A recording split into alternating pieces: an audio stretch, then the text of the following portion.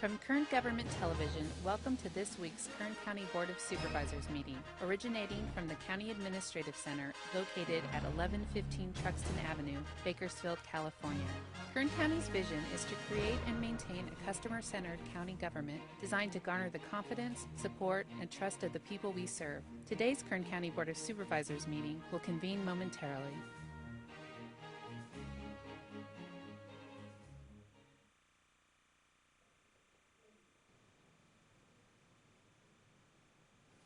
Okay, board to reconvene.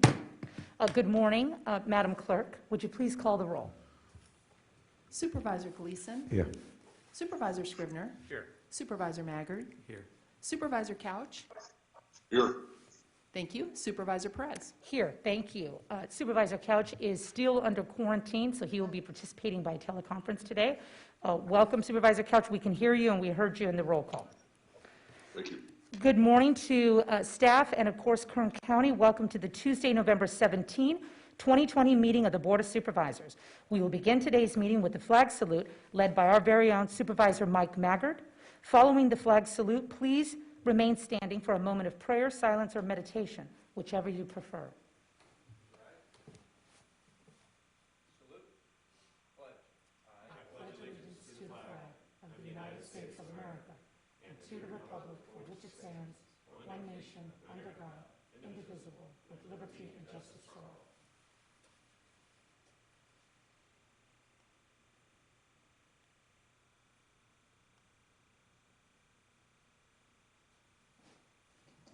Thank you. As we do every Tuesday and is usually a highlight of our board session, Mr. Nick Colin, Director of Animal Services, will come out with our precious little pet of the week. Oh my goodness, who do you have there? Good morning. I have with me Lucy. Lucy's about a 2-year-old Chihuahua, long-haired Chihuahua mix.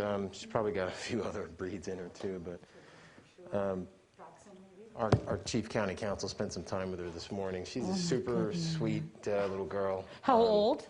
She's a little over 2 years old. She's not going to get much bigger than this, but she's very reserved, very relaxed. We were just saying how anxiety-ridden some of the shelter dogs are, and she's a good example of that. We're trying to get her to relax and come out of her shell, but she's going to make somebody a really good family pet. I'm sure her personality will come through once she gets adopted. Wow, it is. She is gorgeous, and she reminds me so much of my sister's dog. Oh my gosh, almost identical. So, beautiful light eyes too. What a gorgeous, gorgeous baby. Yeah, she will make somebody a very warm and full home. Her eyes match her coat. I know. She's gorgeous. Wow. Good luck, Lucy. We wish you the best. Thank good you. holiday season is coming for you. Is my prediction, Kathy Krause. Thank you, Mr. Colin. The County of Kern has provided notice that as a result of the declared federal, state, and local emergencies due to the COVID-19 pandemic and in light of the governor's order, this Board of Supervisors meeting is not physically open to the public. Testimony and general public comment can be given through email or telephone to the clerk at the board prior to today's meeting, and live comments through teleconference will be heard during the meeting. We'll begin by considering the consent agenda. All items listed with a capital C, capital A above the item listed are considered to be routine and non-controversial by county staff. Consent items will be considered first and may be approved by one motion. If a member of the audience wishes to comment or ask questions regarding an item or items on the consent agenda, they may do so prior to a vote being taken on consent. A member of the board may remove any item from consent, and it will be considered in listed sequence with an opportunity for any member of the public to address the board concerning the item before action is taken. A member of the public may also comment on any closed session item. So let's move to our consent matters. Again, they're listed with a CA for consent agenda. Begin on page 2, items 1 through 7, page 3, items 3 through 13, and item 15. I'm sorry, on page 3, items 10 through 13, and item 15. On page 4, items 16 and 18 through 24,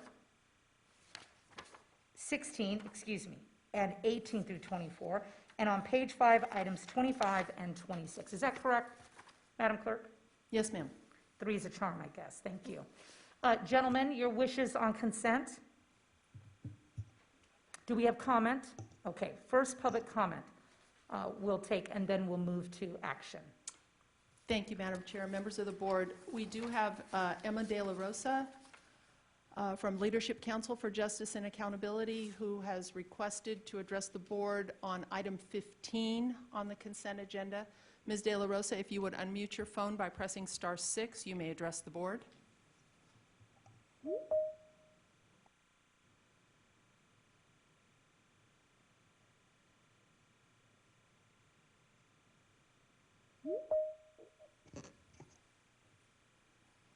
Are you there, Ms. De La Rosa? We cannot hear you. Good morning, Kern County Board of Supervisors. This is Emma De La Rosa again with Leadership Council. I wanted to I wanted to thank you all for the opportunity to speak every Tuesday and express that we're glad to see that the assistance will increase to $10,000 and that a wider net of the community will not be eligible to apply. We're very glad to hear that. And I also want to thank Stephen Peltz from the Housing Authority for his willingness to work with community organizations on the implementation of this program. With that said, I also think it's very important to mention that regardless of how much money can be provided to the community, if there are cumbersome requirements to apply, the money will not be fully spent by the end of December, which is our deadline to utilize CARES funds. I have talked to many community members who are seeking funds for housing assistance and have referred them to 211 and the Housing Authority to apply for the rental mortgage assistance program. However, I have consistently received feedback from the community indicating that their landlords are not willing to provide W-9 information or simply not willing to collaborate to provide any of the required documents to the Housing Authority. I know that the Housing Authority has also expanded the program to allow landlords to seek funds for their tenants, which is a great addition. However, this still puts the tenants at the mercy of their landlord. And one would like to believe, right, that landlords would want to benefit from this program. However, with AB 3088, landlords can be positioned to evict their tenants starting next year, even though, as our outreach has indicated, landlords are not providing tenants with notices or declaration forms as required by AB 3088. So, this will lead to the perfect recipe for evictions and inevitably an increase in homelessness for our county. For this reason, I'm asking the Board of Supervisors to support a implementation of this program with less cumbersome requirements to apply for the housing assistance to ensure that your community members and landlords alike benefit from this program. Kern County already has a huge homelessness issue, and it will only become worse if the county does not take preventive measures to ensure people are not evicted. Lastly, I wanted to bring up that, again, the deadline to spend the CARES funds is in December, and we would like to know what the county's plan is regarding this dispersing these CARES funds and how they're going to be distributed, how are they going to be spent by the end of December. So I respectfully request an answer or a discussion from the board during today's session, or I also welcome the opportunity to discuss this matter with you in private. Thank you very much. So, Kathy, was that a consent matter? Yes, it is on the consent agenda under the County Administrative Office. Okay. Ryan, what is your pleasure? Do you want to address the concerns now before we do consent, or should we pull it from the consent calendar? You heard the caller, and that sounds like a lengthy, complicated conversation perhaps, but I want to address those concerns as we can this morning. Madam Chair, members of the board, I'm happy to take a shot. I appreciate the callers thanking us for bringing this item and what I believe is the utility of it, and we believe it'll be effective in funding this program. Her concerns about the CARES Act money, which is currently scheduled to run out at the end of the year. We share those concerns, as do every other city and county and state government in the United States. The Congress is in what is widely known as a lame duck session currently. They have to pass some sort of a spending plan to fund the federal government prior to, I think, December 11th, mid-December. They typically in years past have done this. This is to avoid a government shutdown. As you all know, we've had those before. Typically, they pass what's called a continuing resolution, which continues to fund the government at current levels, all departments and everything, as kind of a stopgap measure. But both parties have agreed to do that. They would like to see an omnibus spending bill get done. They've got about 14 or 15 days to do this. They're supposed to be off for the Thanksgiving holiday next week. They'll be back, so they've got a tight timeline. In the context of all of that, I think there is agreement by both parties that are there in Washington that some sort of an additional stimulus package needs to be passed, although there's wide disagreement over the size and scope of that package. With all of that said, we are concerned about CARES Act money ending, sunsetting essentially at the end of the year. As you know, to the caller's point about how that's being spent, well, the last 4 or 5 months we've pretty much laid that out in a very public way, how your board has chosen to spend that. Obviously, this particular program on housing and rental assistance is one aspect of that. There are many, many others. Your board pumped $30 million into the local economy through a forgivable loan program. We're funding nonprofit agencies. There are a variety of food assistance and other types of assistance that are being funded. Obviously, we have our own expenses related to COVID, whether it's through the public health department and all of the work that they're doing, law enforcement, fire services, et cetera. All of that is supported in some measure by this funding.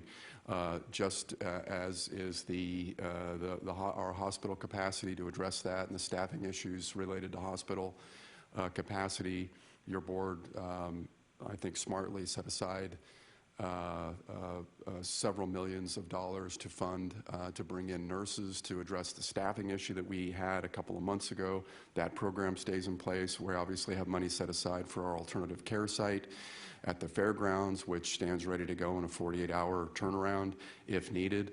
I think all of those things are important to mention in the context of the surge that is happening around the country and here in the state of California, and whether or not that those particular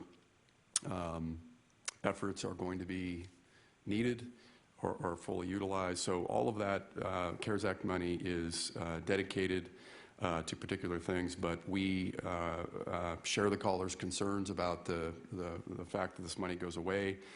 We think a very simple action, if nothing else is done on CARES Act or COVID, nothing else is done by the Congress, the simple extension of the deadline that has been placed on states and local governments to spend this money would be a very, very good, really simple thing that can be done. It gives us some incredible additional time we think that could be helpful in dealing with and managing COVID here in our community and paying for the things that we need to get paid. We're on record through the California State Association of Counties, obviously the National Association of Counties. There are other stakeholder groups that are lobbying the Congress to get this done. So with all of that said, again, we share the concerns. We're hopeful that something gets done before the end of the year, at the very least, to extend this, to extend the time we have to spend this money. And additionally, any additional economic assistance, certainly considering the plight of local governments like Kern County and others across the country, I think would be a prudent step in the right direction, given the fact, again, that we're dealing with another surge in our country with this incredible virus that we're dealing with. So I hope that answers the concerns and some of your questions that you might have. Ryan, that's very helpful. Thank you. Given the fact that time is of the essence on this particular matter, I'm not inclined to pull it or have a huge discussion about the qualifications. We really need to move on it. But those are always good questions and good things to know, Ryan, as the community gives us feedback, right, about how things are actually playing out in real life. So we appreciate that. Always incorporate and take it serious. And so thank you for your interest. Do we have any other public comment? No other public comment on any consent agenda items, so we're ready to approve the consent agenda. Excellent. So Gentlemen, moved. So moved. Second. we have a motion and a second. Please cast your votes. Madam Chair, we'll need to do a roll call vote since Supervisor Couch is video conferencing in. So to approve the consent agenda, Supervisor Gleason, Aye. Supervisor Scrivener, Aye. Supervisor Maggard, Aye. Supervisor Couch, Yes. and Supervisor Perez. Yes. All ayes. Thank you very much. I want to move to board member announcements or reports. And Mick, I forgot last week to thank you for your service and acknowledge the incredible role that you have played in this community and beyond and around the world, frankly. I want to thank you for your service. I hope you had a great Veterans Day. I meant to say it last Tuesday. But more importantly, today is your birthday. So I know you're mad at me, but happy birthday, Mick. You are a class act and a consummate gentleman. So hats off to you, Mick. I can't tell you how much I appreciate you saying that. Thank you very much. Happy birthday to you, Mick. Thanks. Okay, gentlemen, I know you have Supervisors Maggard and Scrivener for our ad hoc committee, but first, we will manage item 8. Yeah, public presentations. Okay, excuse me, I got carried away with Mick Gleason's birthday. Public presentations. Madam Clerk. Madam Chair and members of the board, we have a voice message that we're going to play at this time. This voice message is from Cindy Jocelyn, and she has a recommendation related to the posting of COVID test sites on a daily basis. So we will first play her message.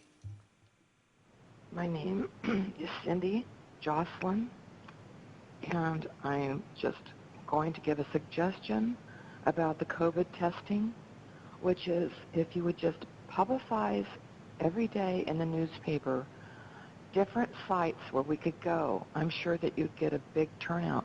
I don't know where I'm supposed to go for a COVID test. If you just publicize it, you'd get a lot of people going. Okay, that's my comment. Thank you.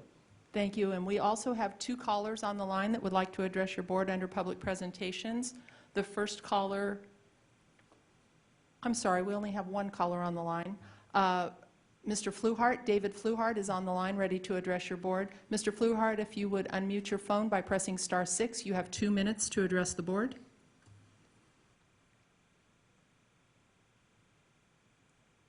Okay, hello, are you there? We're here. We can hear you, Mr. Fluhart. Can you hear us? Yes, thank you. Good morning, board. This is David Fluhart, Havilah, 1st District. And I know a couple of weeks ago I talked at the meeting and was asking about when the meetings would open up and whatnot so we could come in person. And well, that's obviously a squash question now. But what I also want to say today is I remember for years I've been saying that without a karma good marijuana, nothing's going to succeed. It's almost not scientific, it's more religious. And you look at the last page of the Bible, it specifically says the leaves of the tree are to heal the nations. Anyways, so it's coming around back and forth, and I've been trying to tell you this for years and years and years, and I've done it in letters and personal visits and comic strips and crossword puzzles and code puzzles, and I don't know. Anyways, heck, I remember making you guys a video about the CAO's office and telling the future CAO that without karma good marijuana, it's just not going to work. And I don't know. I guess it's a pretty humorous and entertaining video, but here we are. And, I just wanted to reiterate once again, you guys ought to look at that concept. And appreciate all you guys do, and best to you. And hopefully we can work something out. Okay, all right, I guess that's it. I hope you all have a good day, and that's it. Thank you. Bye. Thank you, Mr. Fluhart. Always nice to hear from you. What else do we have, Kathy? That concludes public comment. Okay, then we will move on from public presentations on to board member announcements. Number 9, and we're going to begin with Matt Constantine, a Director of Public Health, who just has oodles of exciting and good news for us as this pandemic continues to send us on the roller coaster of our lives. I appreciate you, and given the surge across the country, I know Kern County is trapped in that reality, and I again appreciate you, Matt. The floor is yours. Thank you, Madam Chair, members of the board. So today at 10, we will announce 222 new cases on our dashboard, and fortunately, no additional deaths. The state uncharacteristically released information yesterday on Monday instead of today. In that release, they've indicated that our case rate is 16.1, and our unadjusted case rate, or excuse me, our adjusted case rate is 17.9. Again, for reference, to stay out of the purple, we have to be below 7. Those numbers are very high. Our testing positivity is at 8%, and the testing positivity in our health equity census tracts is 8.4%. So all those numbers are up across the board. As of November 16th, our testing rate has improved, though. It is up to 234, so that's again averaged over 7 days per 100,000. That's higher than it's been in recent time. Unfortunately, though, we are compared against the state median that also increased to 271. So we are around 680 tests per day short to alleviate that adjustment factor. So based on this news, the state has indicated that Kern County, along with 40 other counties, is moving into the purple territory. So there's 41 counties that are either previously in the purple or are moving with us into the purple, so the majority of the state. So what that means for us locally, of course, is that impacts our local businesses. So restaurants are no longer allowed to do indoor seating. Movie theaters, gyms are not allowed to be indoors. Churches are not allowed to be indoors.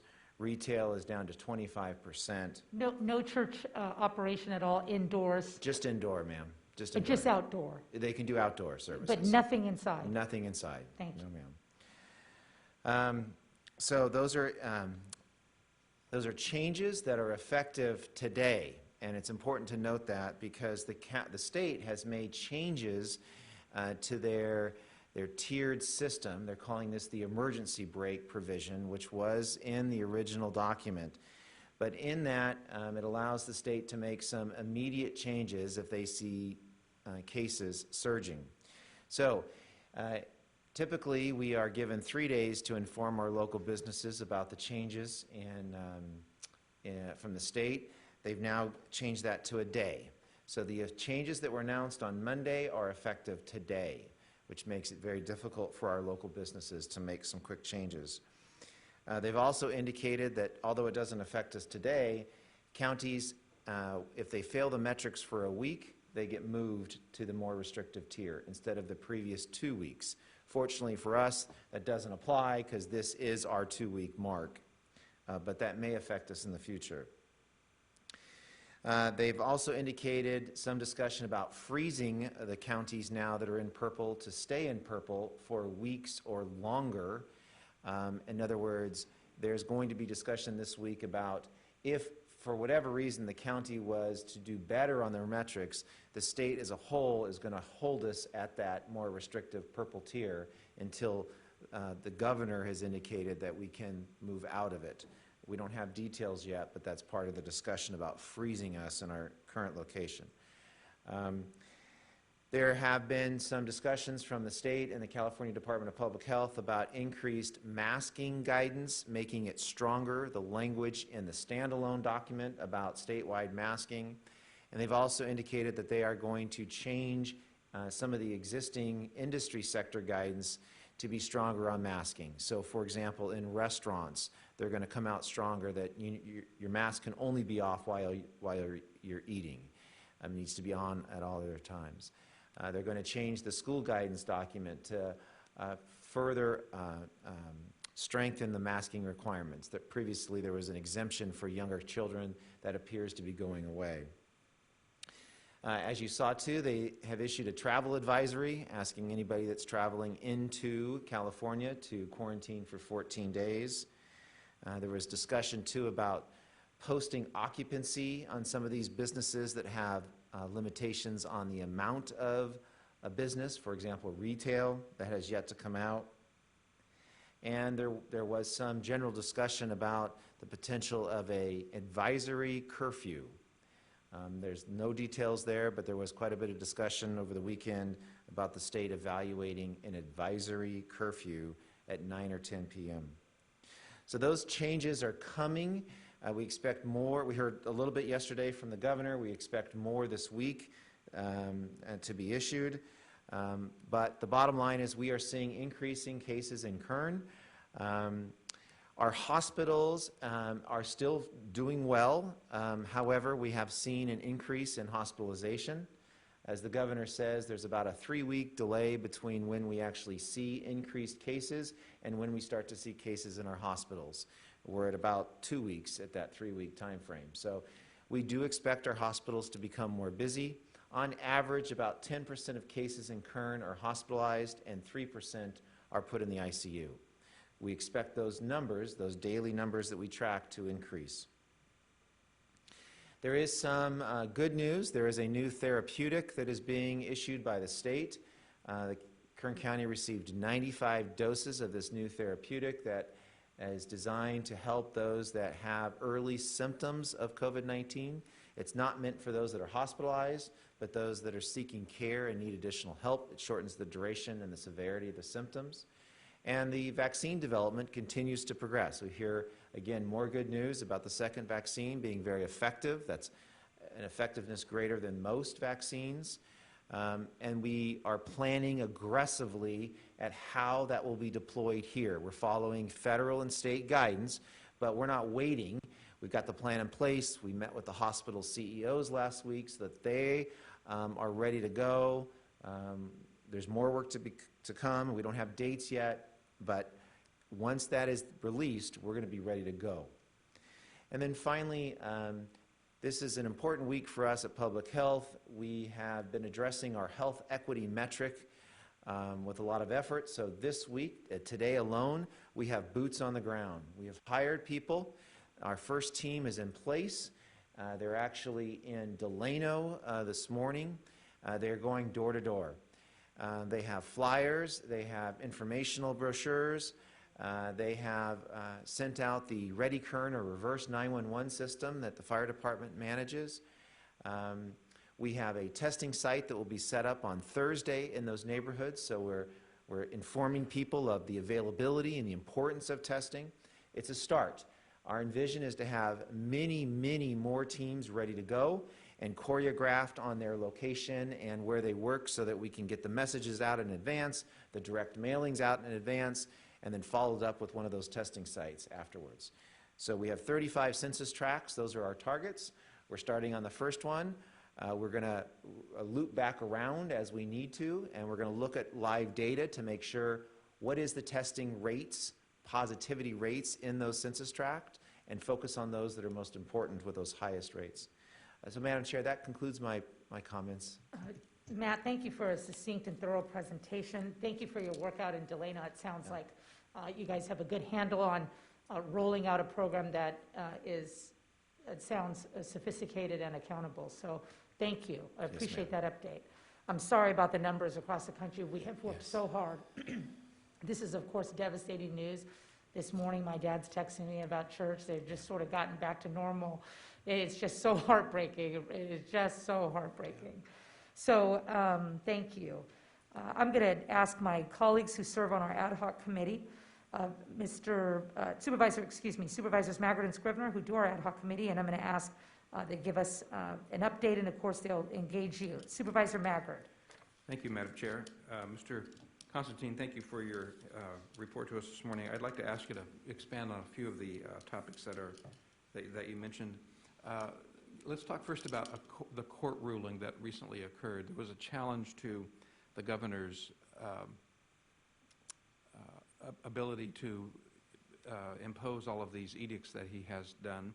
And one interesting nuance of this is that the curfew that he's talking about now is suggested, not a requirement. So there's some confusion in the public, some concern over that actually, rather than confusion. Can you give us any clarification of that court ruling and what the implications and what it might mean going forward? So Supervisor Maggard, through the chair, I'd like to defer to County Council to perhaps provide some insight. Certainly. Welcome. Thank you. Supervisor Maggard, through the chair, I believe you're referring to the lawsuit that's name is Gallagher versus Newsom that stems from a Superior Court action in Sutter County, where on Friday afternoon the Sutter Court judge issued a tentative ruling that then became her final ruling as of yesterday. The challenge that was made was to the governor's ability to issue executive orders that amend statutes or make new statutes. And the court ruled this all has to do with his authority under the California Emergency Services Act. And the CESA, or the California Emergency Service Act, allows the governor during a state of emergency to issue orders and regulations and to suspend certain statutes. And then the court held that the plain and unambiguous language of CESA does not permit the governor to amend statutes or make new statutes. And the actual ruling in the case addressed an executive order that he made related to the election that was held November 3rd and the use of barcodes in some of the Voters' Choice Act counties. So what the Sutter County's court's decision is issued an injunction that precludes the governor from exercising any power under the California Emergency Service Act which amends, alters, or changes existing statutory law or makes new statutory law or legislative policy. That has to do with actions, executive orders that have been issued under the California Emergency Services Act, not orders that have been issued under Health and Safety Code and those that have been made by the public health officer. So we get deep into the, like most legal things, there's many components of it. As of late yesterday afternoon, the governor's office did file in the 3rd District Court of Appeal a petition for a writ asking that the appellate court set aside the order of the Superior Court, and accompanied that writ petition is an application for a stay of the enforcement of the injunction.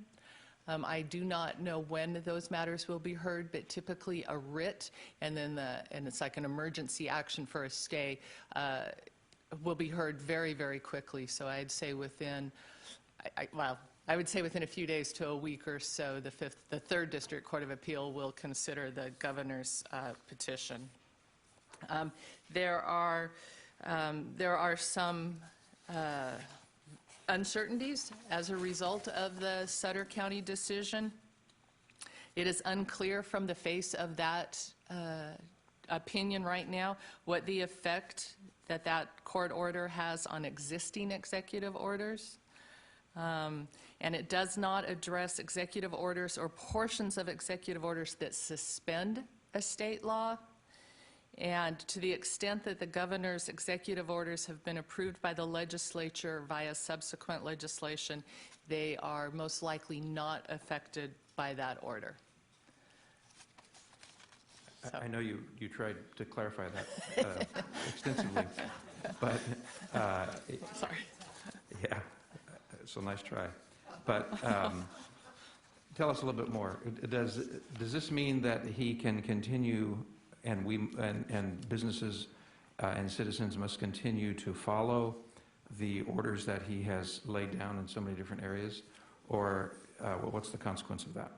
So my understanding is that the closures and the tiered system and the blueprint for California, is premised on health and safety code authorizations, not the California Emergency Service Act, and those orders do remain in effect. So did the case that was before, this is state court, not federal, right? That's correct. Okay, so was the case that was before the state court, was it on point about whether or not it should affect health and safety, or was it only specific to those other areas? So did the judge say, kind of sustain the governor, or did they just not speak to it because it wasn't asked? It was not asked. It's a narrow ruling. It's my understanding that many other lawsuits are in the pipeline. Can you give us any thought about that? Yes. Let me pull that up. I left that in my office.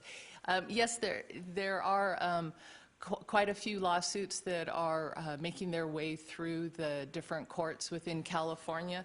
I can, and with a little bit of time, I can pull up a summary that I've been keeping of those. This is the first one. Other ones are scheduled for trial or argument within the next few weeks, but this is the first one that has reached this level. In the same court before the same judge, or is that not necessarily the case? No, I know there's one pending in Fresno. Early on, there were some in Riverside related to church openings. Like I said, I can find that summary. Okay, I think that would be helpful to us.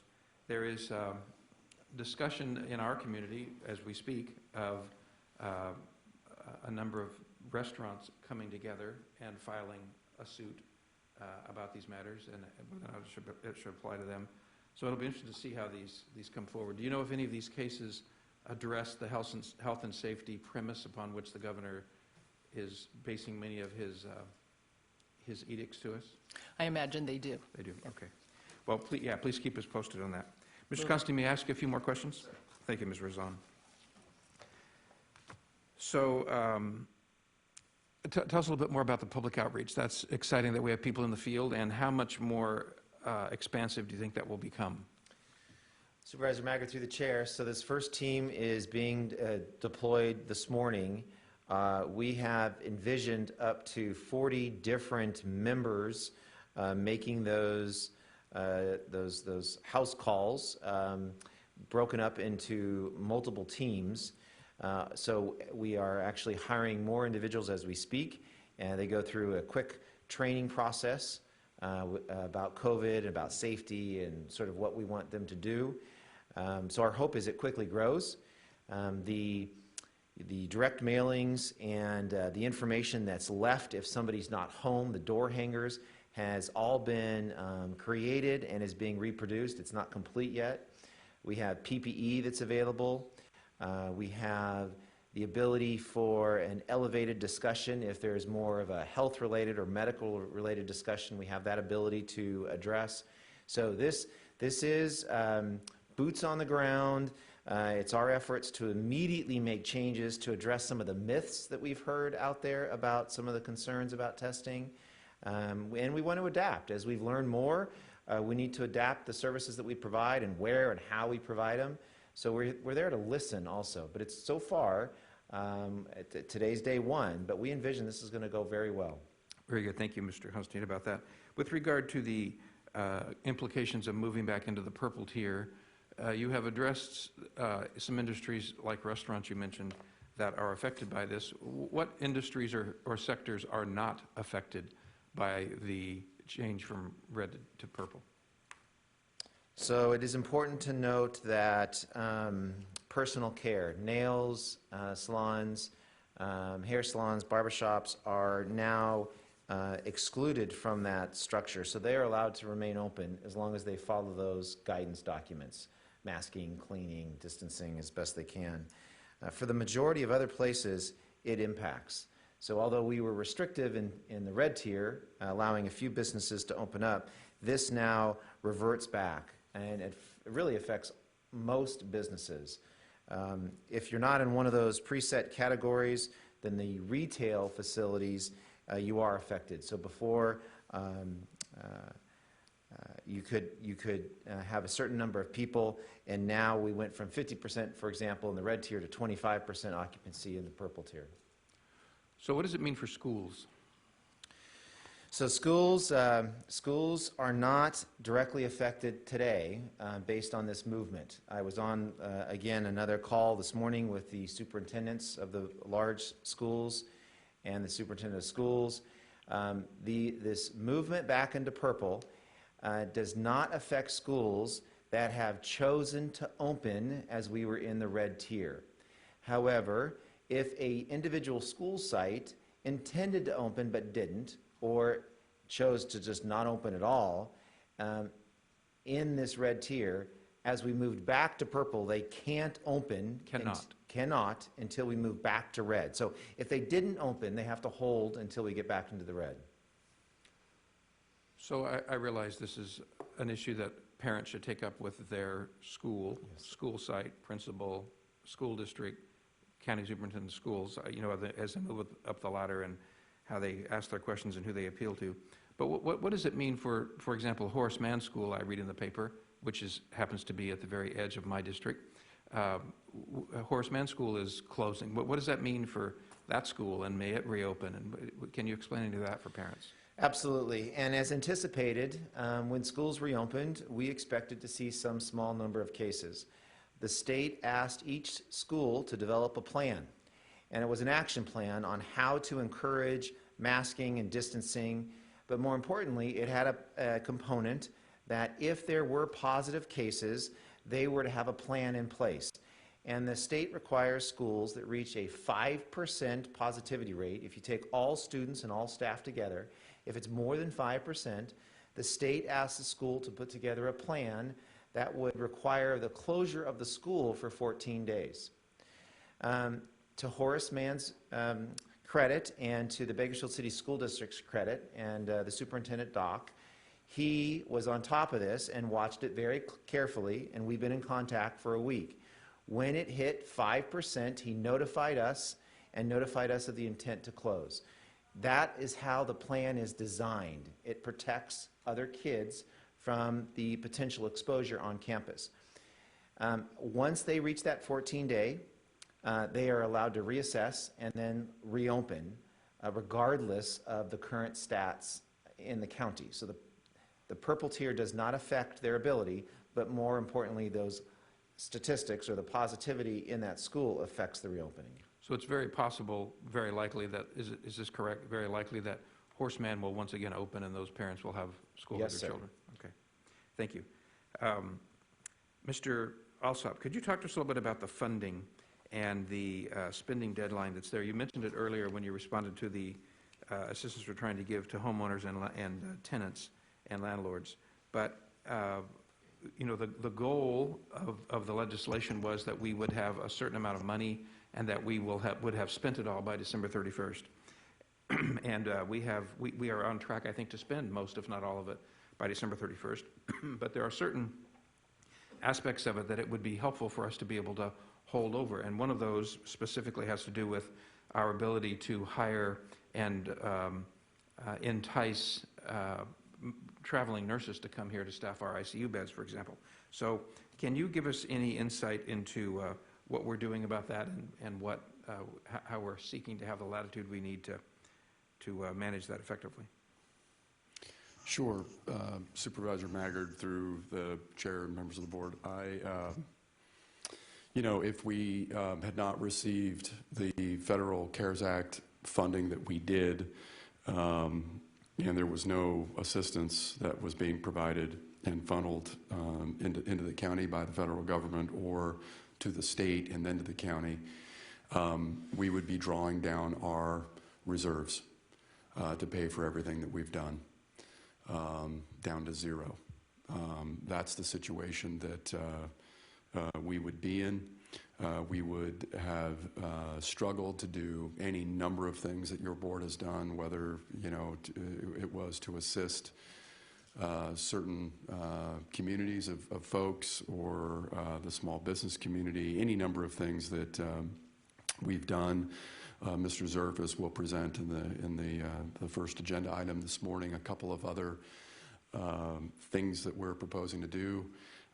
Those are added to the list, but the bottom line is that more time to contemplate and manage that money and to distribute it in ways that are effective in dealing with the virus spread and managing it would be helpful, given the fact that the near-term future is very uncertain, that we could be in a situation where we could see our hospitalization rates, which I believe is probably the most important, most critical thing that we're paying attention to here locally, seeing our hospital rates increase and getting to a situation where we're struggling to with that capacity, lack of capacity, and the ability to treat people not only with COVID, but any number of other things, flu-related, car accidents, or whatever it may be. So the more time that we have with the money that we have is helpful. And I believe, and as others do, that a simple extension of that deadline would be very, very helpful.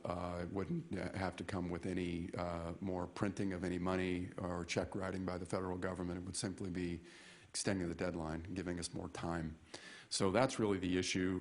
But again, when this money runs out, so too does our ability and your board's ability to, in large measure, do the kinds of things that you've been doing over the past 5 months to assist communities in our community in dealing with this and managing through it. So it is critical that this deadline get extended, and hopefully that's something that will be achieved here in the next 14 or 15 days by the Congress. If they're going to do an omnibus spending bill, let's hope that that's part of it at the very least. And I hope that answers your question, Supervisor. Yeah, thank you. We are we not, lending our voices to many, many others who are beseeching the federal government to cooperate with us in that regard? Yes, sir, we are. Okay, thank you. One more thing, Mr. Constantine, and then I'll turn it over to Supervisor Scrivener. With regard to flu shots, are people, how's that going, and does it appear that the public is taking that seriously, and if not, what can we do to help? Yes, sir. As we promote each year, flu shots are available. They're recommended not only through public health, but through all of our providers and even our local drugstores. So that seems to be going fairly well. We've done a number of clinics. So yes, I think it's going well. What is the, generally speaking, it varies year by year, but what is the general efficacy of a flu shot? So I don't have the statistics in front of me, but it is far below 90%, what we're seeing for the potential COVID vaccine. Somewhere between 30 and 50% wouldn't be unusual, but I don't have the current statistics. Wow. So although politics clouds the discussion around vaccinations and whether or not they're safe and whether or not people should participate, isn't it extraordinary news that this might be so effective when we spend so much time on flu vaccinations and they're only half as effective probably as these new ones might end up being. Absolutely. And as long as there's a willingness for the public to obtain the vaccine, this could significantly change how we approach COVID-19 in 2021. Very good. And we are we endeavoring to make sure that the infrastructure is in place to distribute this, all the places it needs to be distributed? Yes, sir. So unlike some of the other vaccines that the state and federal government have released, this vaccine will be distributed directly to those providers that have registered in advance and obtain that approval, and then we will help prioritize groups according to state guidance on who should get it first, healthcare providers, first responders, and so forth. So yes, this is going to be a better system in place because it gets the vaccine out to more than just public health. It puts it in the hands of many of our local doctors. One last thing, and then I'll turn it over to my colleague, Supervisor Scrivener. With regard to the money that we have left, Mr. Alsop, as we approach the end of the year, just in the next few weeks, if it appears that we do have any surplus funds, I would urge us to think about spending those surplus funds, helping to help those businesses survive that are being once again forced to shut down. It is, not only is it emotionally devastating, but it is extraordinarily difficult for them financially to spend all this money to prepare and then have those expenses stranded and squandered. So if there is any other money that we can put back into the Kern Cares loan program, that would be a very helpful thing, I think, to make sure people have a job to return to. I went on a bit there, but I want to turn this over to my colleague, Supervisor Scrivener. Thank you. Madam Chair, if I may, I see the council's punched in. I don't know, did you want to say something specific to any of Supervisor Magritt's remarks, or shall I continue? Thank you, Zach, for that. I appreciate that. Yeah, Supervisor Scrivener through the chair. Yes, Madam Chair, if it's all right, I've got a little bit of information about the number of lawsuits that have been filed and the status of some of them. Thank you. Zach, how do you feel about that? I'm happy to let council address that. So Thank you, Zach. Go on order. Thanks. By my calculations, there's been a total of 43 suits filed against Governor Newsom since the start of this pandemic. 19 remain pending. 18 have been dismissed. 6 ruled in favor of Governor Newsom. It's a bit of a variety. Looks like most of them are in federal court, although it's pretty close to a split between state and federal court actions. There are at least 5 of the cases that have been filed by church or church members alleging violations of freedom of speech and rights to assembly. There's also a couple of cases that have been filed by gyms, also alleging violations of free speech and rights to assembly. Some cases filed by restaurants and people in the hospitality business alleging that the public health orders, so that's exactly the question that you asked, public health orders violate their constitutional rights and constitutes a taking under the Fifth Amendment. There's a couple of cases that have been filed by parents alleging that the governor's public health orders violate their children's right to receive education. So there are quite a variety, but challenging both the California Emergency Services Act as well as the public health orders. Very good. Thank you. Thank you, Madam Counsel. Okay, Mr. Constantine, I have a few questions for you. A lot of the things I wanted to ask about have been covered, so I appreciate your thoroughness and also that of Supervisor Magritt.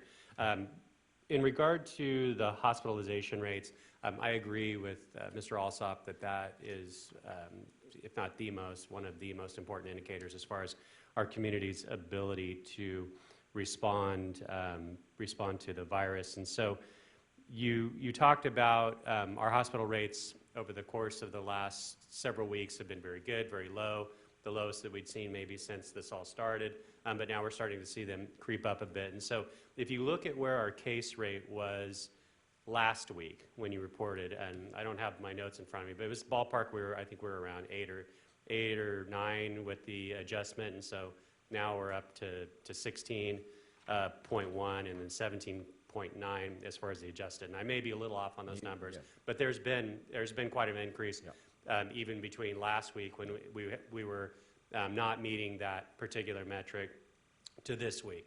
And so can we extrapolate from a doubling in our case rate, basically, that we may see a doubling in our hospitalization rates, or are these new therapeutics that have come online maybe mitigating that to some extent, how serious the cases become?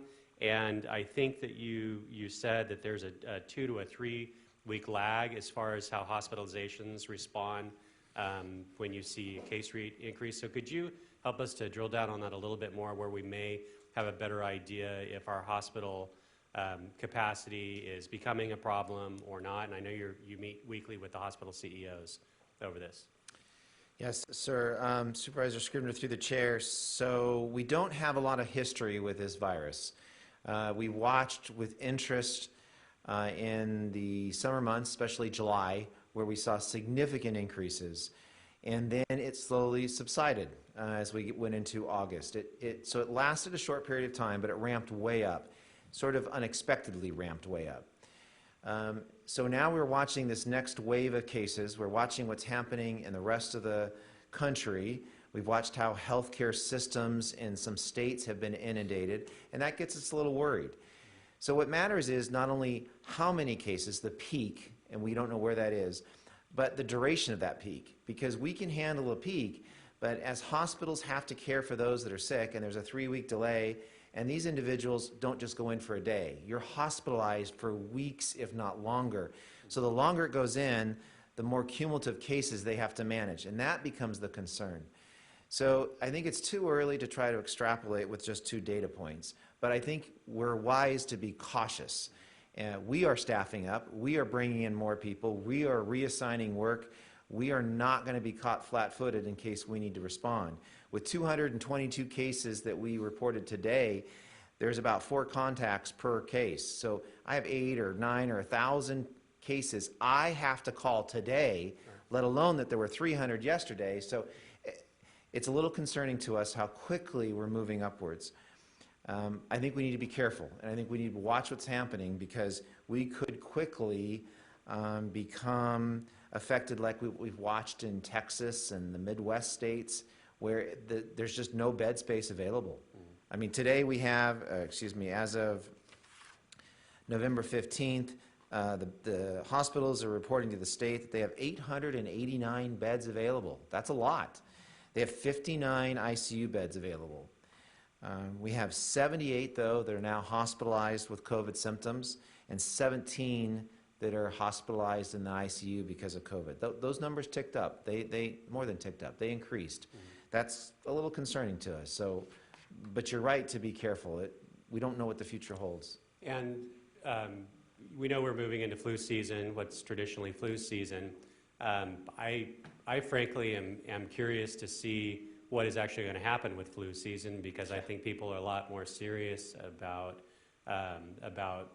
viral spread and trying to prevent it. And so I think it will. Apparently, COVID is a lot more contagious than the traditional flu, depending on who you talk to. But I think it is going to be interesting to see how many flu cases we actually have, because all of us are being so conscious about infections. The contract we have with the traveling nurses, Mr. Alsop or Constantine, I'm not sure which one of you can address this, but we have the bulk of the funding that we set aside for that still in a reserve. I think, what was it originally, $12 million, and have we spent? I'm not aware exactly how much we spent thus far on it, if any. So, Supervisor Scribner, through the chair, the hospitals have taken advantage to some limited degree the availability of funding for those traveling ICU nurses. Kern Medical has, I think, about 14 that are on site and working. We do allow them to reallocate those nurses if there's not a need in those ICU COVID cases. Some of the other hospitals have a few, but it's not been utilized to its full extent. As this increases, I think we're poised well to bring in more, and the hospitals are always tracking that very carefully, and we will likely see their dependence on these traveling nurses more as the cases increase. We were wise to plan ahead. Yes, sir. And get Yes, get those contracts in place. Good, thank you. Just very quickly on the schools. Now, if I remember correctly, when we were in purple before, there was a waiver process that went through your office into the state. Has that been eliminated now? Once we went into red, the waiver was no longer necessary. But now what happens as far as that's concerned? So you're exactly right. There was 2 processes, a waiver process and a cohort guidance that allowed schools to operate within that purple tier. most schools then opened when we were in the red tier. There's a few that chose not to or didn't get to it yet. Some schools decided to wait a few months. To their benefit, they were careful, and the concern is now they're getting penalized because they didn't just jump and open up full scale. Which we tried to make them all aware of, that Yes, sir. could be a possibility. We did. So it's unclear to us today, as we moved into purple yesterday, if the waiver process still exists. As the governor is really clamped down and is applying that emergency brake, we're concerned that avenue isn't valid, but we don't know yet. And as they make more changes this week, we're not sure. But it's a valid question that we should have an answer to. Thank you. Mr. Alsop, did you get a number on how much we spent as far as the traveling nurses? I know that you probably were communicating with your staff to get that. 1.3 million to date. Out of 12 that we set aside originally, is that correct? Yes, sir. Okay, all right, so we have the lion's share of that still available. Very good. I think the caller under public comments was talking about publicizing, perhaps more effectively, the COVID testing sites. There are probably folks that are still not knowing exactly where they are. Where are our efforts as far as that's concerned to get the word out where we have testing sites? I know that you mentioned with our team that's in Delano today, there's going to be a testing site available in those neighborhoods on Thursday. But can we, for the public, those that are watching, do we have a list currently, or where can they go and find that information? Is that on your website, the Public Health website, Mr. Constantine? Yes, sir. If okay, I'd like Ryan to give an update. I think he has some ideas from today in particular about what to do. Thank you. Yeah, so that's been a very important effort, obviously, on our part, and the very simple and easy way for people to find out where they can get tested is simply visit our website. And, so kerncounty.com. Kerncounty.com. If they go, they wind up at Kern County Public Health. It's the same data, but it's a very quick and easy interactive map where the locations are represented by dots, and people can find the location closest to them, the address. They can type in their address to get the closest location. So that's there. But there's a number of other ways that we're promoting, via social media, obviously our website. I think the local media has done a good job in partnering with us, whether it's been on TV or in the newspaper, talking about the different sites. Obviously, our partners, people that we're working with, to whether it's the Latino Task Force or other partners, Adventist Health, others, they're also promoting and helping promote these testing sites. But to the point of the caller earlier, we are going to be reaching out to the local newspaper and trying to work out a deal with them where we have them publish every single day on page 2 or 3 of their newspaper all of the testing sites that are available to the public for that day, at least through the end of the year. So, California, good news for you. Thank you. Appreciate that, Mr. Alsop. And obviously, the availability of testing sites and folks' awareness of where and when they can go and get tested contributes directly to our testing rate. And the testing rate is what drives this arbitrary adjusted rate that the governor slapped on us and the rest of the state I guess it's been a couple 3 months or so back now. But that makes a big difference. If you look at our case rate of 16.1, our adjusted rate is 17.9. So it's almost 2 percentage points that's affecting us right now. And so, can you tell us again? I was writing down as you were talking. Our current testing rate, I think you said, was 234, yes. And that's an average over 7 days per 100,000. And so the state median is 271. Yes. And so what we're going to have an item that we're going to talk about, I think, next to help incentivize folks to go and get tested. But that adjusted rate. That can be the difference between us moving back into red very easily, and so that's why it's important for us to continue to keep an eye on it. I don't agree with the adjustment. I think it's arbitrary. I think the governor is penalizing us for a voluntary action of people to go get tested. but the more folks that do go get tested, whether they're symptomatic or not, helps to drive up our overall testing rate, which helps us with that adjustment. Mr. Alsop, did you want to say something? Yeah, I appreciate that, Supervisor, through the chair. I just wanted to make a comment about, you know, this environment that we're in and the effort that's being put forward by our county, particularly public health and everybody else that we're working with, our partnerships and everything. When the governor rolled out his blueprint for a safer economy, one of our frustrations was the metric that was being tied to overall testing and the challenge that that posed, because trying to get people tested as a voluntary action in large measure. So significant challenges. At that time, if you recall, the announcement was they were tying overall testing to the median or the average per capita testing rate across the state, which at the time was 217. Ours was about in the 150s. And our frustration is that that metric was being tied to what we believed would be a number that we would just be chasing for all time because the call was put out to increase testing. But what I wanted to point out was today we're testing, as Mr. Constantine pointed out, 234 people per 100,000 a day. That is from a number of 150 just some many weeks ago. So it's an example of our county pivoting, putting resources and time and effort in to achieve the metrics that are being, objectives that are being provided by the state. And here we are now at 234 a day.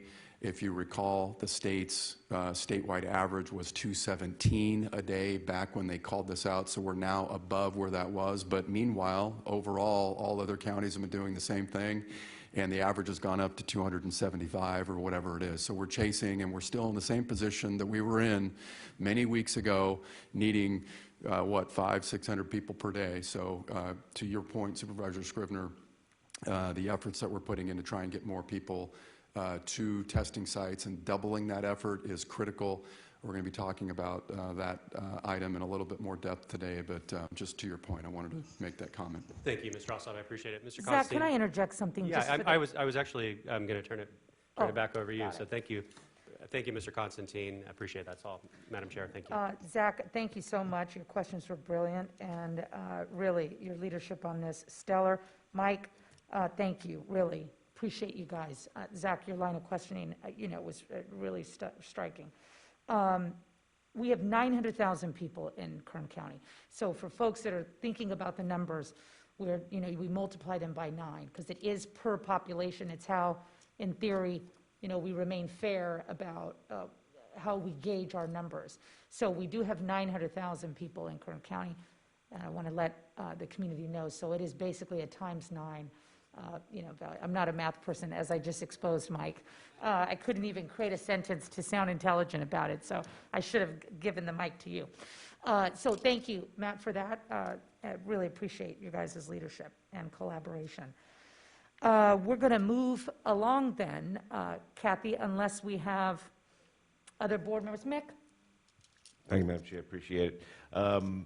We're going to hear something in closed session today about a DOJ report or something, and I think there's some confusion in how they addressed it in the newspapers, and so I'm asking Margot if you'd explain. There's some concern about transparency, and I want to alleviate that concern immediately. Could you help us nip that in the bud, please? Yes, Supervisor Gleason, through the chair.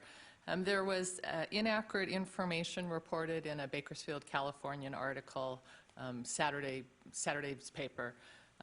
Specifically, there was a reference to receipt of a report from Department of Justice, State Department of Justice, to the Sheriff's Office or my office, the Office of County Counsel. To be clear, there has been no report received.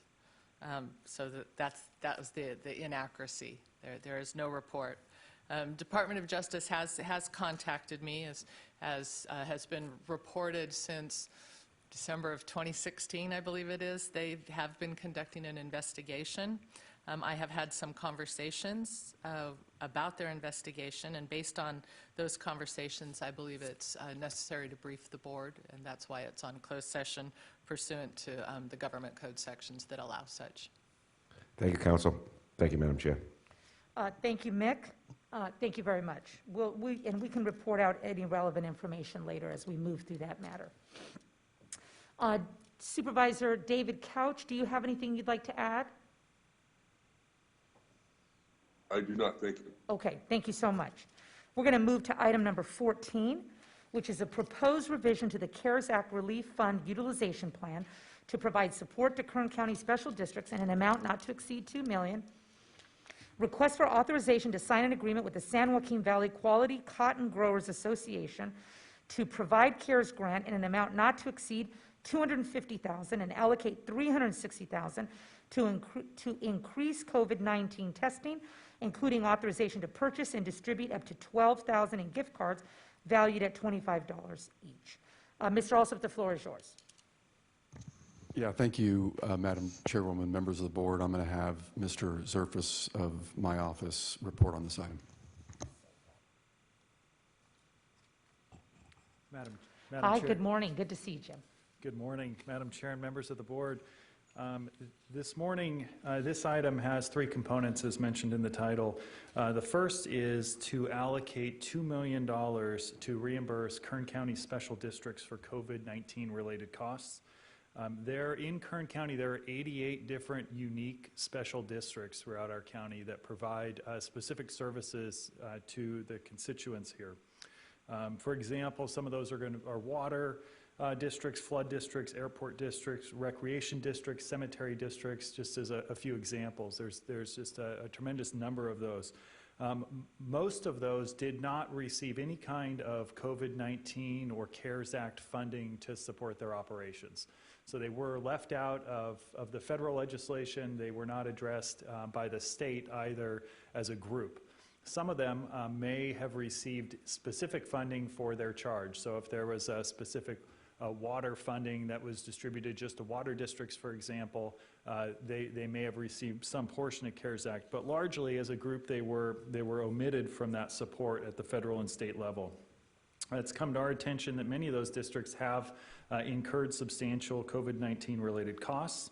And this action would create a pool of $2 million to reimburse those special districts for any COVID-19 related costs net of any COVID-19 related support that they may have received from another agency. So we would look at the net impact on their agency. Revenue backfill or lost revenue, making up for lost revenue, is not an eligible reimbursement under this program, similar to the restrictions that are placed on the county in that regard and the cities. And so this would create a pool, again, to be accessed on a first-come, first-served basis with those special districts. This is very similar to the action your board took in setting aside funding to reimburse cities within Kern County for COVID-19 related costs and activities. This would establish a similar program to special districts. I am aware that your board has received 9 letters of support from various special districts regarding this portion of this item. Additionally, Cole Carr, who is a representative for the Special Districts Association out of Sacramento, has called in and I believe would like to address your board once I'm done presenting this item. So there are 2 other items included in this board letter. The second is to allocate up to $250,000 to mitigate financial impacts of COVID-19, specifically, or to the San Joaquin Valley Quality Cotton Growers Association. And this specifically relates to the maintenance and operation of the Shafter Cotton Research Facility. That facility is owned by the county. It is leased to this nonprofit association where they operate it and maintain it for the benefit of the county and the public. So this allocation would be to protect that public asset. They have been impacted greatly because of the COVID-19 pandemic, and this would go to help secure that facility and that asset for the public good. The association would agree to continue and to maintain and operate that facility through the term of their contract, which is October 9th of 2022. So this would ensure that that asset continues to be operated and maintained for roughly a 2-year period. That's a similar requirement that your board placed on both the Kern County Museum and the soccer park, or the group that operates the Kern County Soccer Park. Also, both assets owned by the county and operated for the benefit of the public. So in the same way, this allocation is similar in nature to what your board took in that regard. And finally, this board letter recommends the allocation of $360,000 to increase testing through the purchase and distribution of up to 12,000 $25 gift cards. This effort would be focused on the 35 lowest quartile census tracts, and it would be managed by the Public Health Department. This would potentially increase testing by roughly 1,500 tests per week in these areas. That's roughly 166% increase within that lowest quartile census tract. That is the goal of what we're trying to accomplish with these gift card incentives. In addition to increasing testing volume, this program would also provide economic support both to the individuals receiving those gift cards, also to the businesses within those communities that those gift cards would be spent. So of the $360,000, $300,000 translates directly into that financial support that would then circulate back through our economy. $60,000 pays for both the administration costs for the bank that would be issuing those gift cards to us. That's roughly $24,000. And the balance is allocated for Kern County staff time, as we'll have individuals assigned at those locations specifically dedicated to overseeing and managing the internal controls around how those gift cards are handled and distributed. Jim, the $60,000 goes to the county in some form or another. I mean, the bank, $24,000, but the remainder to the county. Correct. $36,000. The remainder would be allocated for county staffing and overhead costs. And which bank are we working through? U.S. Bank. U.S. Bank. Thank you very much, Mr. Service. You're very welcome. Included with this board letter is an updated utilization plan, and I'm holding up a copy. It is an attachment to your board letter.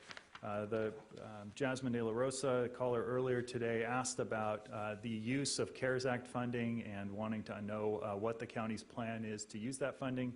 This is the document that outlined the current spending plan for that funds has been adopted by your board.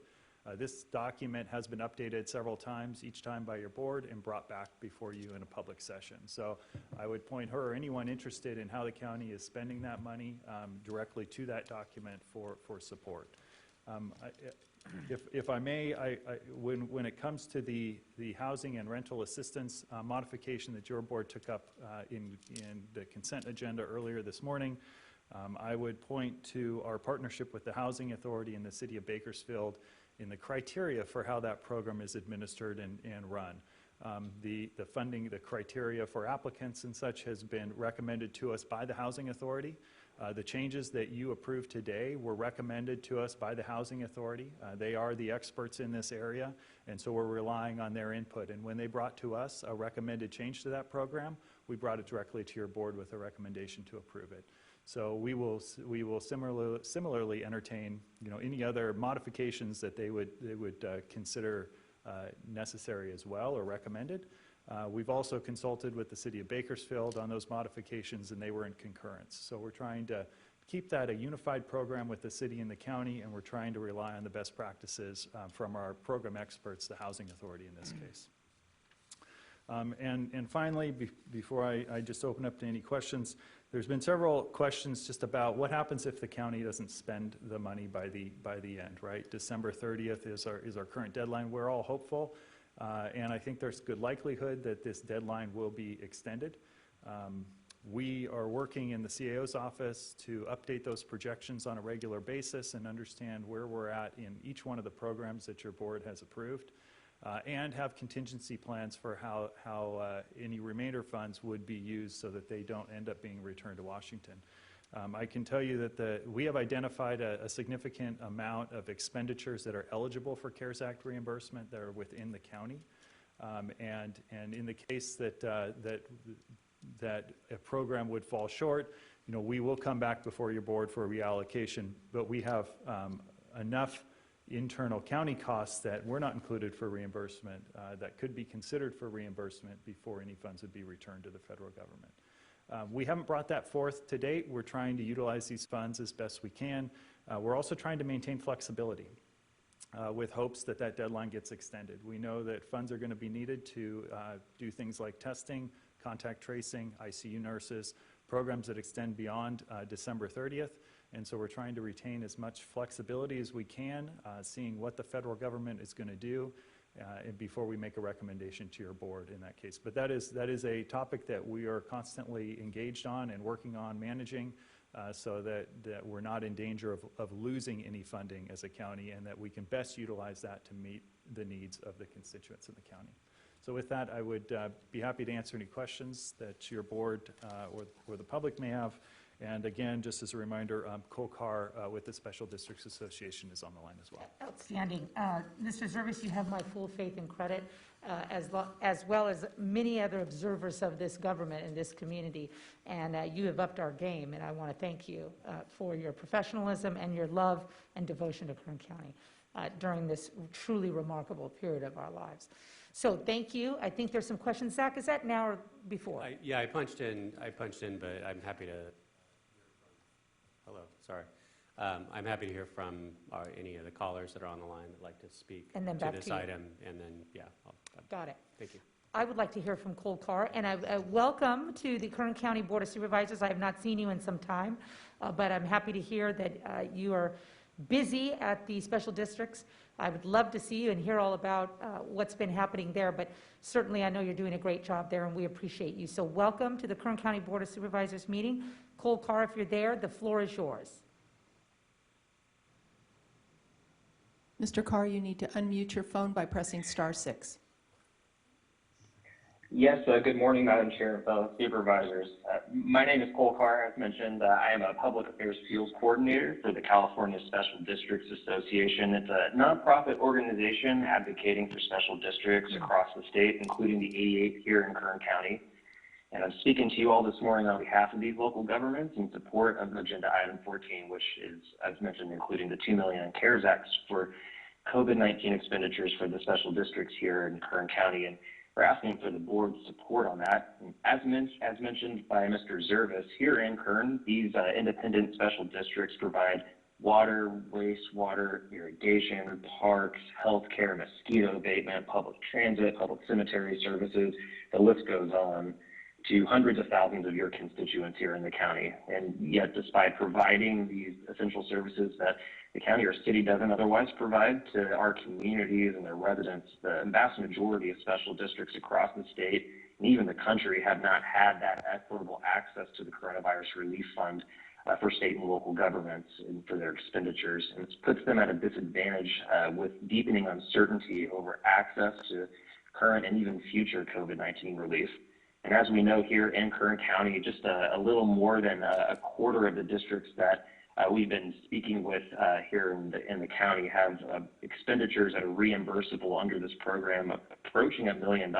So this $2 million will greatly help districts here in the county respond to the pandemic and the needs within our communities.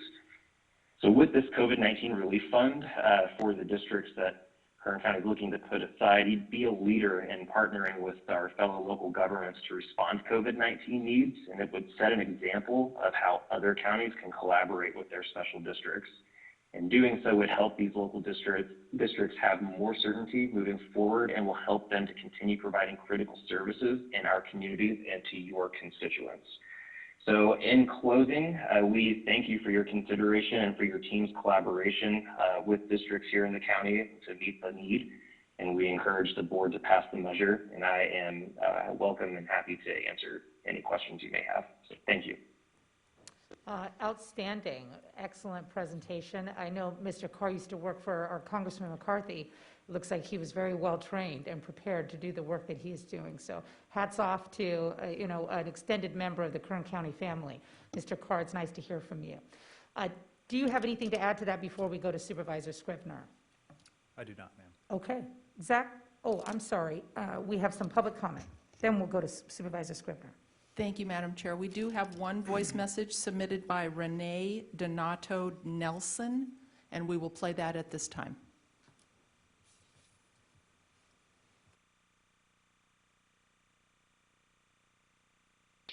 My name is Renee Donato Nelson. That's ReneeDonato-Nelson. I don't know the agenda item number. It's regarding the CARES Act funds. There is supposedly $60,000 extra dollars. I'd like to suggest that be used to buy masks and given out when people come to test or other appropriate venues. Thank you for the ability to comment. I appreciate your time and effort. Thank you, Madam Chair. That concludes public comment on this item. Okay, public comment is now complete. We'll close the public portion and return to the board. Supervisor Scrivener, the floor is yours. Thank you, Madam Chair. Something with the microphones when I punch on and then it goes off. So anyway, that wasn't me. But anyway, Mr. Zervis, excuse me. First of all, would you like to comment on Ms. Nelson's suggestion as far as the masks and PPE? There's a lot of funding that we have spent on PPE that we're not only providing we've provided to businesses, but also we're going to be providing them while we're canvassing as well with our folks on the ground. So can you address that real quickly, and then I'll go on to a couple other points. Absolutely. Supervisor Scrivener, through the chair, we are actively and have been putting masks and PPE into the community through a variety of programs, so that we are offering businesses access to free PPE, including masks, and we've been doing that for some time, and that program is continuing to operate to protect the businesses and their employees. What was the total amount on that program? Did we end up somewhere around 4.5 million in? Is that ballpark? I think it was 5 million, but about 500,000 was for our overhead administrative. That's right, Supervisor Scrivener. Yep. And So in addition to that, we have partnered with CAPK, and we've provided over 1 million masks through the CAPK program, and they are distributing it through all of their programs, whether it's a youth center activity or WIC operations. They are distributing those into the community at the individual levels. And so if you go to WIC, for example, or First Five, or the programs that they operate, you would get a pack of masks. And so there's been over 1 million masks put into the community through that operation. And that will continue through the end of December as we utilize the CARES funding. They've been a great partner in that.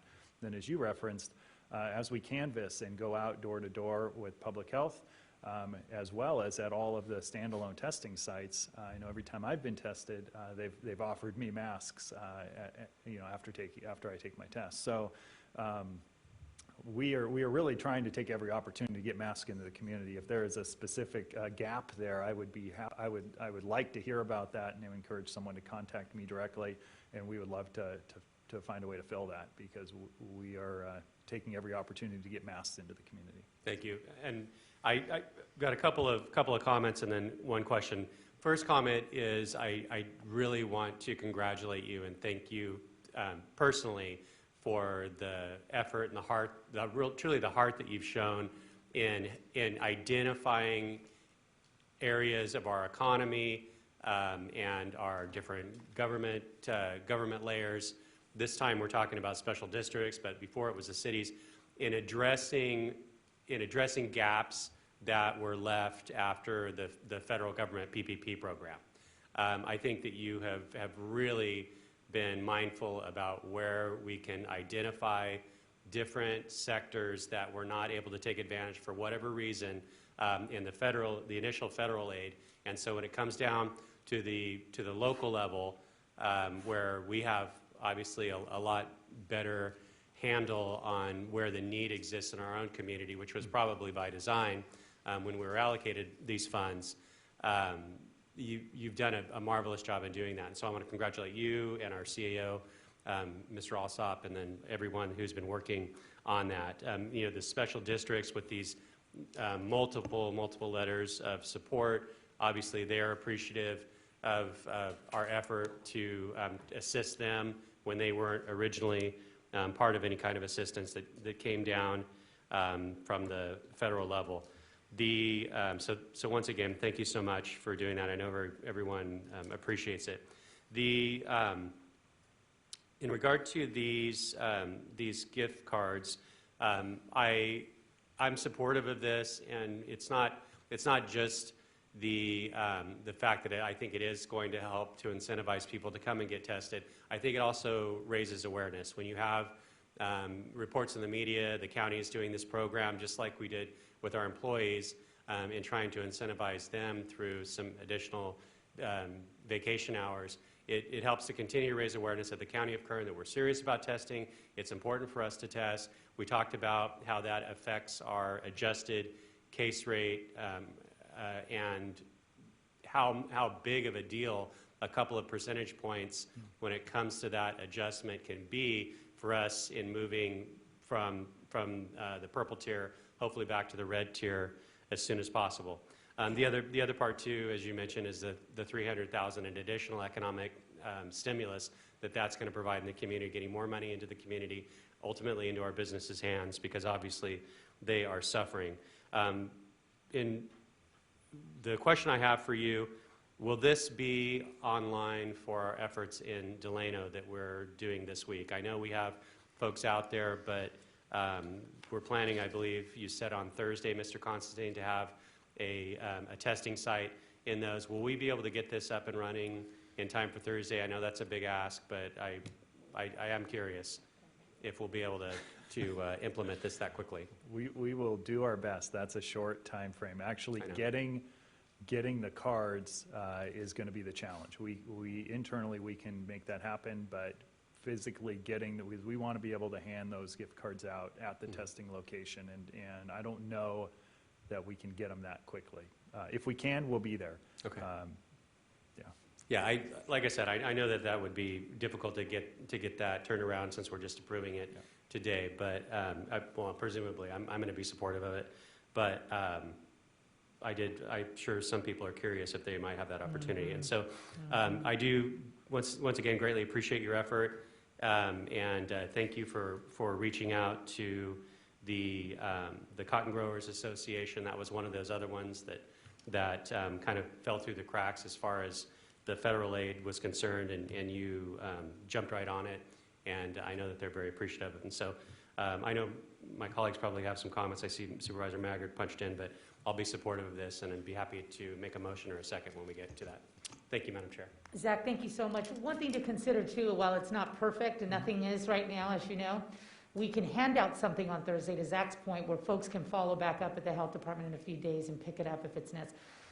You'd just be amazed how much that incentivizes people. That's a good idea. That occurred to me, but I don't know if they needed to be very tight on the accounting for it, but that occurred to me as well. Well, Zach should get the credit. He communicated with me, telepathically.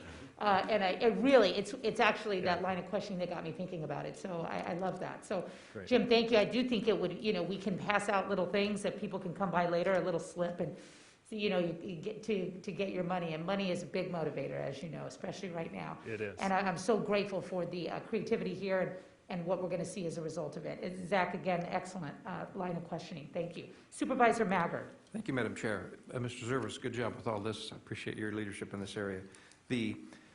Where can these gift cards be spent? So these are Visa branded gift cards. They can be spent anywhere.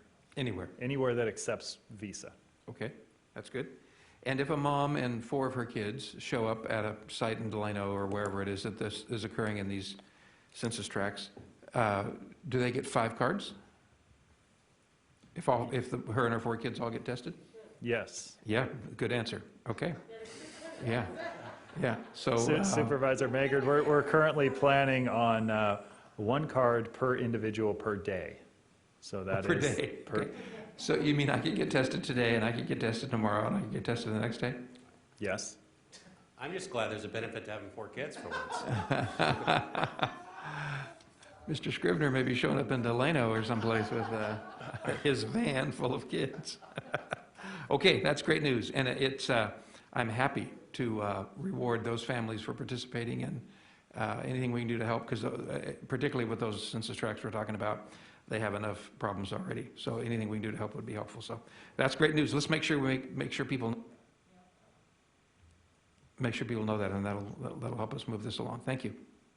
That is spot on, Supervisor Maggard. I really think it's a great motivator, and I would like to point out the irony that Zach Scrivener has doubled the amount of children that I have. And I think that entitles him to those extra gift cards for sure, because good Lord, they're expensive, right? Thank you. Do we have any other matters, Kathy, before we go to a motion? No. Okay.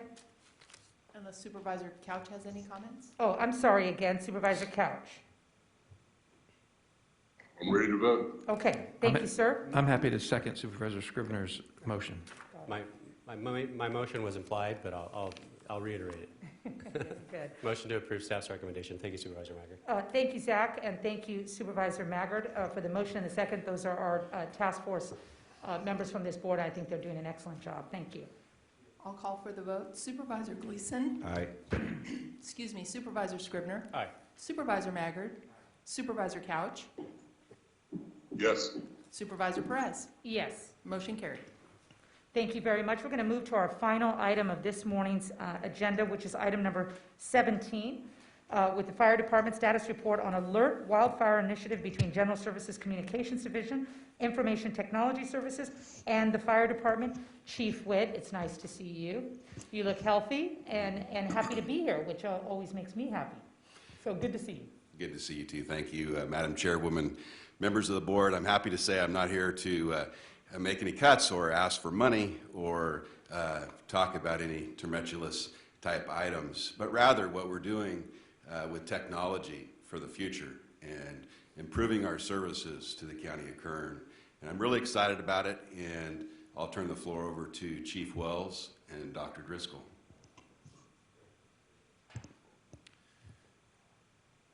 Madam Chair, members of the board, good morning, and it's my honor. I'd like to introduce you to Dr. Neil Driscoll, co-director of Alert Wildfire and professor at University of California, San Diego, and he's going to help introduce Alert Wildfire.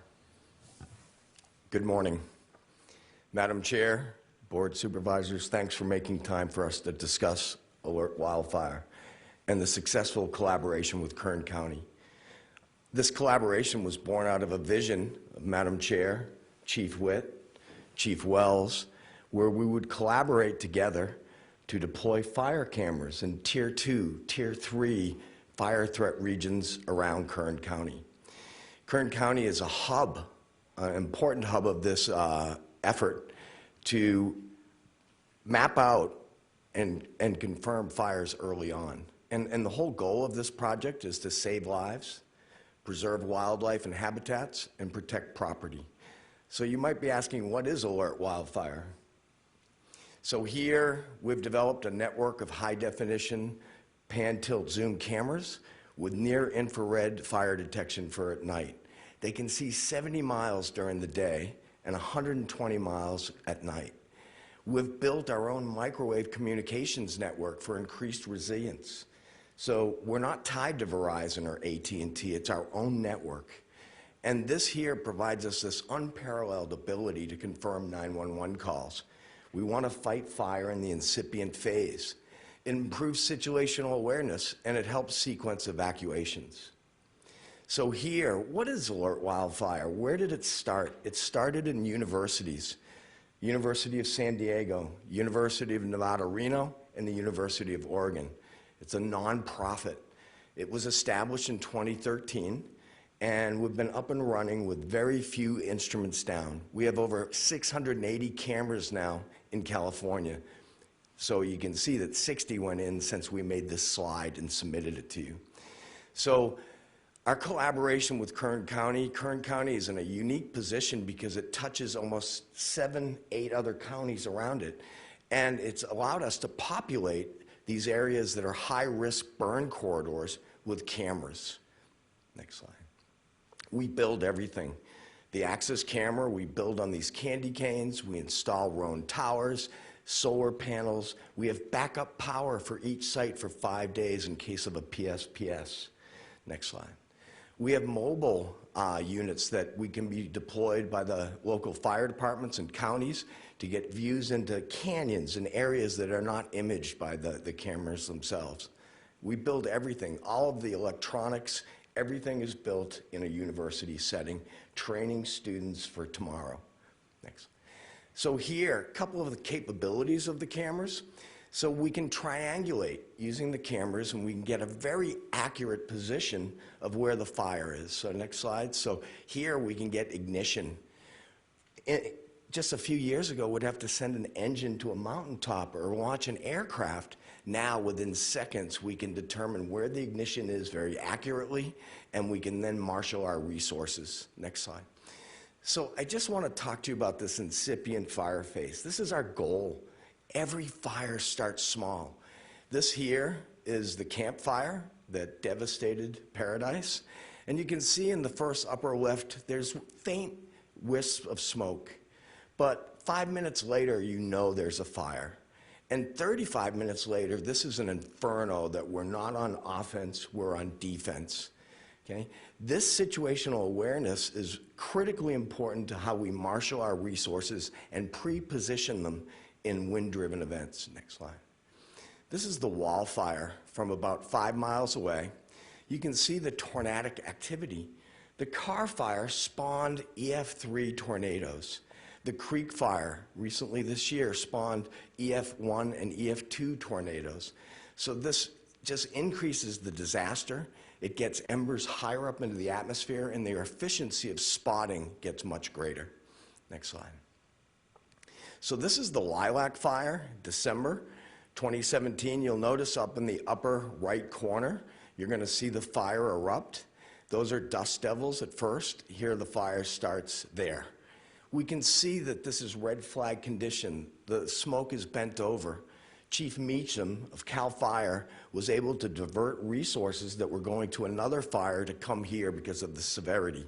So these are examples and red flag conditions of how these cameras help us understand fire behavior and how to attack it. Next slide. This is the Kincaid Fire. This is using the near infrared. So at night, we're able to detect these starts. Next slide. So this here is a movie of Barnum North. You'll see that here we're scrolling along, and there's a light on the back of the horizon. That's there at Geyser Peak, okay? And the wire failed, high winds, it dropped, and you're going to watch the fire ignite. So we had the camera serendipitously pointed right at where the fire ignited. So here, there it goes. The fire started. At St. Helena, Chief Ben Nichols was able to see this. He was able to understand the severity of this disaster and was able to deploy twice as many people, first responders, to help evacuate. Next slide. So the Kincaid Fire was much larger than the Tubbs Fire. But because of the practice and Supervisor Rabbit in Sonoma getting the alerts out, using the cameras, using new technology, we were able to mobilize 170,000 people, evacuate them in a wind-driven event with no loss of life. That's what we're trying to do here. That's what Kern County is working with us to do. And it's a great success story. Thanks, guys. Next slide. So here, just to wrap up my section of this, we actually now have 47 cameras in Kern County, so we've gotten 2 more in since we sent you this presentation. Critically important, I'm an academic, I'm a seismologist, I study earthquakes. So how did I get into this business? We had sensors for early earthquake detection, and we had enough bandwidth to put fire cameras on there. Okay? But this whole program reflects the vision of Madam Chair, Chief Witt, Chief Wells. We met about 1.5 years ago, and we've gotten 47 cameras in critical burn areas to help save lives, protect environments, and habitats. This is a great success story. And you know what we learned from this? We learned from the first responders. They give us insights and feedbacks of how to work together. So it's just a natural thing. And I wanted to come here and say thanks. You know, I love your passion. I love your presentation. I mean, I can see why people listen to you. I remember we had that meeting in the Point Conference Room, and it's rare that, you know, things come to fruition in such a helpful way. Frankly, you have 1,000 conversations all the time, and this one has proven to be meaningful and fruitful, and I'm so grateful for you. And you didn't mention the inadvertent benefit that you'll also be able to catch some UFO activity on these. Let's hope. Let's hope. Yeah, so get that to me right away. That's the good stuff. Really, thank you. And, welcome to the 21st century, Kern County, right? I mean, this is really, really cool stuff. So here, Chief Wells is going to take over and talk specifically to benefits of fires that happened in Kern County. Fabulous. Go Kern County. You're the big hub of alert wildfire. I love Kern County. Thank you. Thank you, Sir? Dr. Driscoll. I'd like to draw your attention to a video that I'll show. This is a fire that happened in the community of Hart Flat. The Flat Fire occurred on July 9th, and it was one of our first successes with alert wildfire. Our fire dispatchers were able to turn and pan tilt zoom the camera to the fire. We were able to confirm that we had a working fire early on, and based on the visual representation that alert wildfire gives us as firefighters, we were able to dispatch an additional wave on top of our initial alarm to help mitigate and send support firefighters to control and contain this fire. What we see is a transition from years past where when a call comes in from 911 and we dispatch firefighters out, there's a delay for them to get on scene and get that first report. That first report is always an audible report, and now alert wildfire is giving us eyes early on in that incipient phase that Dr. Driscoll alluded to earlier. This is a quilt of many different cameras. Now that we have 47 cameras in Kern County, some are fixed, some are on a rotation or patrol status. And as we saturate more view sheds in Kern County, what we're seeing is we're able to observe and orient our environment, not just necessarily when an incident occurs, but pre-incident conditions, and that gives firefighters the ability to understand what's going on in their first in. And with the help of alert wildfire, this is giving us the opportunity to transition from reactive to a more proactive stance.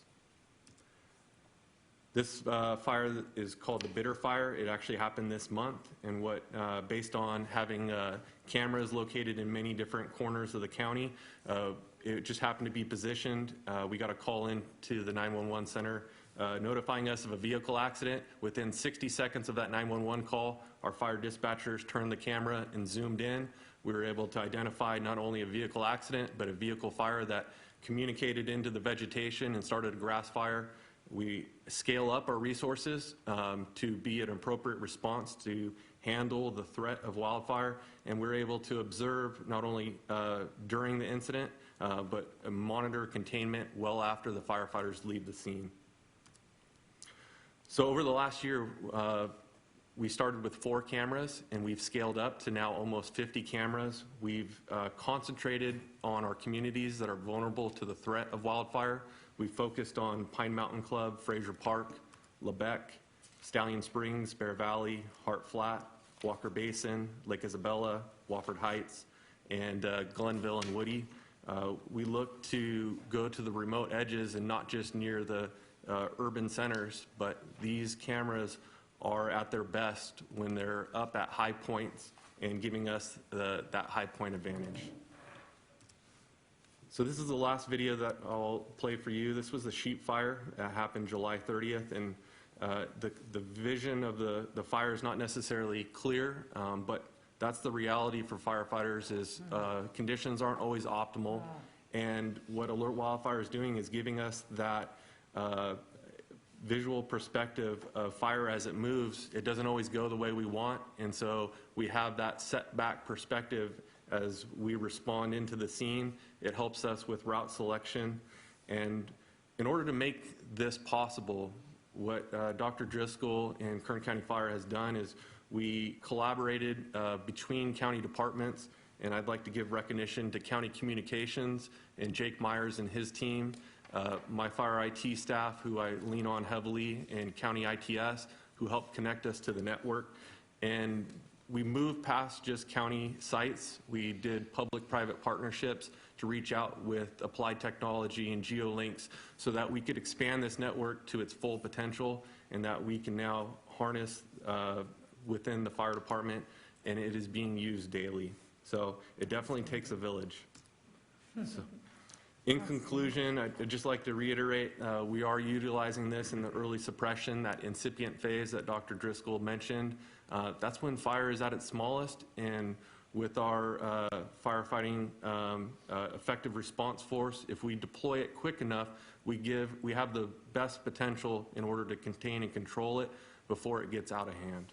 So 2018 was a very difficult year. We saw a high loss of life and high property loss. And this year we've seen an incredible amount of acres burned.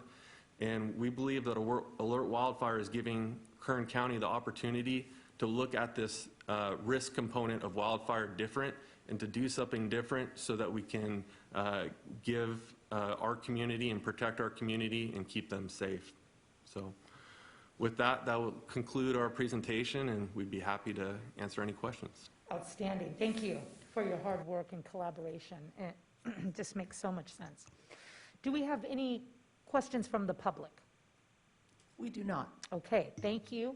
Gentlemen, anything from you before we go to action? Doctor, thank you for your expertise and for this very exciting opportunity. We appreciate you. Okay, I'll entertain a motion. This is exciting. Thank you, Chief, for the follow-through. Not all at once, gentlemen. Well, let's see. The motion is to receive and file, but I'll make a motion to receive and file. I want to congratulate you, Madam Chair, and Chief Witt for your efforts here. And I'm sorry, also our battalion chief, is it Wells? Yeah. Sorry, I'm sorry, excuse me. I was looking through my pages to make sure I had that right. Battalion Chief Wells, congratulations to you as well. This looks like a great program, and I'm happy to see that Hart Flat was the first place that was utilized. That's in the 2nd District, and I know that the residents are grateful for all of your efforts, and so I'm happy to make that motion. Thank you. Excellent. Second. Excellent. Good job, man. Exciting. Thank you so much. We have a motion and a second, and we need a roll call vote. Supervisor Gleason? Yes. Supervisor Scrivener? Aye. Supervisor Magner? Aye. Maggard, excuse me. Supervisor Couch? Yes. And Supervisor Perez. Yes, thank you so much. Motion carried. Thank you. Motion carries. We are going to resume to closed session now, and we will be back at 2 p.m. Thank you, Mick, for the motion, and happy birthday again. Feliz cumpleaños, amigo. All done.